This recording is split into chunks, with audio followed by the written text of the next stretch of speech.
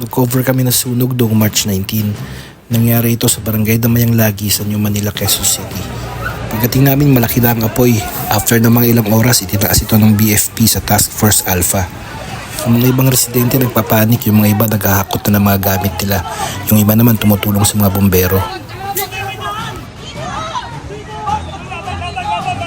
So ano magandang gawin sa mga ganitong klaseng coverage?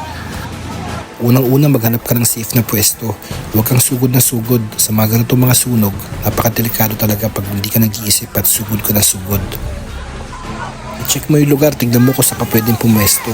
Tulad ng mga turo ko sa ibang video ko, unang-una kong papahanap pag nagko-cover ako ng mga ganito is mas mataas na pwesto. Pag mas mataas ang pwesto, mas makikita mo yung extent ng damage ng sunog. So nangyari dito, wala kaming makitang mataas na pwesto. So ang ginawa namin, may nakita kaming bakanting lote dun sa katabi mismo ng mga bahay na susunog at dun kami pumwesto. Kung meron ka namang drone, humanap ka ng pwede mong mapwestuhan at pwede kang makapag-take off.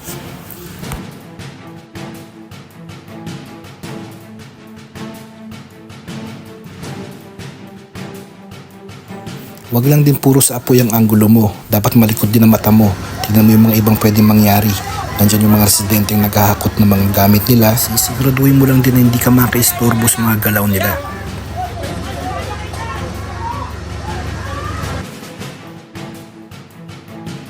Ito yung mga kuha ko nung araw na yun.